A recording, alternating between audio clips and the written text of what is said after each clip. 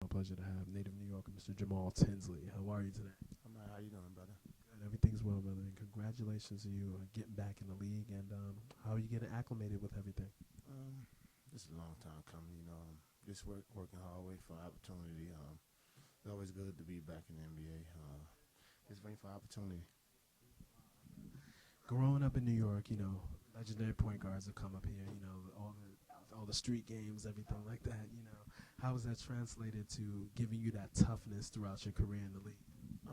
Just knowing that, you could do that sometimes, and you got to pick your spots to do that. And me being the type of point guard I am, being creative, sometimes it come out, but other than that, you just got to get wins in this league and lead, as an example of being a great point guard. Talk about Iowa State. It's funny that Jeff Hornacek, this is the coach here, Iowa State in the house. Talk about what made you go to Iowa State? You go to Ames from Brooklyn. Wanted to go somewhere quiet, and I had a couple of offers from big schools, Kansas, UNLV. I just wanted to go somewhere quiet and just focus on that. What do you think of they're looking pretty good so far, and it looks like a tournament bid for them. For the Mayor's doing some things. Yeah, Mayor's doing a lot of things with them. They got a big win the other day against Kansas. Just hope they could keep it up. Maybe Oklahoma? Yeah. Nah, we lost. We lost. Too many three-point shots. I noticed in the first half they were shooting too much, from the outside.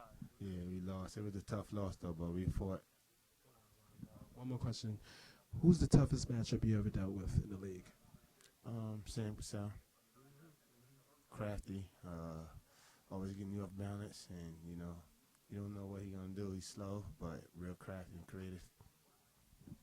Thank you for your time, Jamaal. Have a great game and rest of the season. Absolutely. Greetings. Welcome to So Much to Talk About here. Pre-game version of the show. Utah Jazz visit New York Knickerbockers. My pleasure and honor to interview this man to my left and your right. He was a 1992 All-Star and played many great years for the Philadelphia 76ers, Phoenix Suns, and Utah Jazz. Mr. Jeff Hornacek. Pleasure having you. Well, thanks. You got all those teams I played for, huh? Oh, absolutely. I was just a basketball junkie back in the day and still now. But talk about the Utah 13-9, very good start to the season. Talk about when it gets to crunch time, what are things consistently as a coach that you see that needs to be done? Well, I think we've gotten off to a good start because the guys have bought into a new defensive system that we put in. We've changed up from last year. The offense is the same, pretty much the whole 30 years Jerry Sloan was there, and Ty just kind of carried that over, and we put wrinkles in. But defensively, our guys have bought into it and are trying hard and they're playing hard. And you get a couple games we won early, and it gave them a lot of confidence. And then it's games, like you said, what do you do at the end of games? Well, you need some success, and we had a couple games where we executed. We worked it into the right guys. We didn't take wild shots. We ran the offense, got it to inside to Big Al, and then we played off that. So they're playing very well together. Savvy, two-guard and everything. And what is the advice you're sharing with the young guys like C.J. Miles and Gordon Hayward, the young wings and two-guards that, what are you sharing with them and how they translate it quickly on the court, what you're talking? Well, the biggest thing is you got to be ready to play every night. They're going to be at that position. There's a lot of great players, and you can't come into a game and not be ready to go. And then when you play, you have to play with confidence, especially for a shooter. You got to believe that you're going to make every shot. Now, that doesn't mean take every shot. That means when you do take it, believe you're going to make that one and have that confidence. And our guys have, learned over the games here and their careers of what's a good shot and what's a bad shot. And when they take good shots, they make a good percentage of them. I had the honor to interview Karl Malone and Jerry Sloan throughout the years, and wow, those teams were so close to winning the title. Talk about pretty much the fundamentals, the right fundamentals you guys had, and also just the integrity overall of that Utah Jazz team under Coach Sloan. Well, under Coach Sloan and Larry Miller was the owner at that time, they just demanded that you just played hard and give it all you got. And that's, what all of us were doing. Like you said, fundamentals. We were the guys that made the simple passes. We set screens. Teams didn't like to play us because, there was a lot of screens set. Exactly.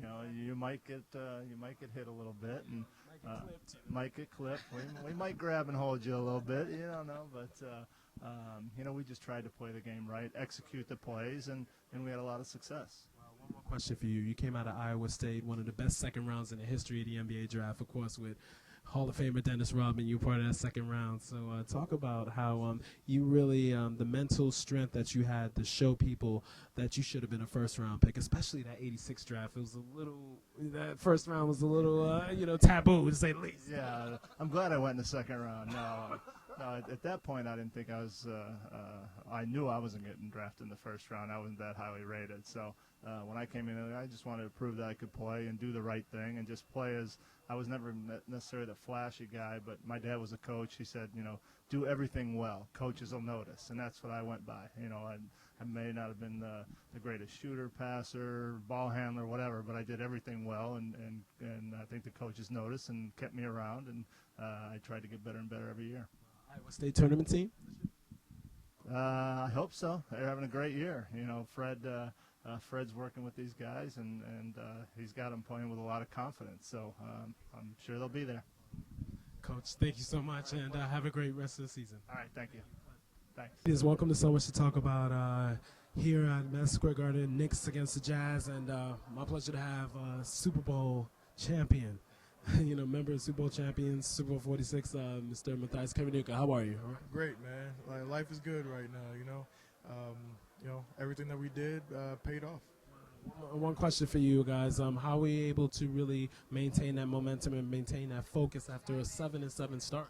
I mean, it was just a group effort, to be honest with you. I mean, from front office, coaching staff, down to the last guy on the bench, I always say, if you're not completely sold in and bought into the program, it's not going to work out. So, we had every single member of our team working as hard as they could to get these wins, and we got them. Individually, you've done everything that you were asked to do and then some, playing the D-line, then linebacker, and talk about how that contribution has really helped to propel this team. That was my role, coming into this season. I came off of a neck injury, and a lot of teams said, we're concerned about whether or not your neck will hold up for an entire year. But the Giants said, you know what, you're ours. We want you back here. This is a role we have for you, and I accepted it. I embraced it with open arms. I knew it was going to be a lot of moving around. I knew it was going to be a lot of, learning and stuff that I had to study. But in terms of, how I fit into this team, I mean, it was a great experience for me. Thank you very much, Mathias. Thank you. Yes, welcome to So Much to Talk About here at Madison Square Garden for the Knicks versus the Jazz, and we have member Super Bowl 46 champions, Mr. Bear Pascoe. How are you? I'm doing well. How are you doing tonight? Good. That's such a bad question. Let me ask you a better question. I know you're doing great. But I'm on cloud 9 right now, buddy. It's amazing. Talk about what you guys did, especially when you guys trailed 17-9 and everything early in the third quarter. Talk about the adjustments you guys made to make sure the Patriots didn't hit the end zone or even get a field goal. That I give that to our defense. They did a great job making some key stops. Guys like Mathias and Tuck and OC and Corey, all those guys, they played their hearts out, and they gave the offense a chance to get back on the field and make some plays. Talk about playing with Eli Manning, one of the clutch players in NFL history. You said? I'd say so. Yeah, definitely. He's calm all the way through the game, no matter what the situation is. You always can count on him to, be there for you, and he never gets rattled. So, he is definitely one of the elite quarterbacks in the league. Talk about the rock leadership of Coach Coughlin, especially after the 7-7 start, and, of course, after that loss to the Redskins. We started the motto at the beginning of the year, finish. And every one of us had a goal to make to the Super Bowl last night. And, we had some downs this season, but we just kept telling ourselves we got to finish, and we fought through those down times, and right now we're on the high. Congratulations to you. See you next season. You betcha.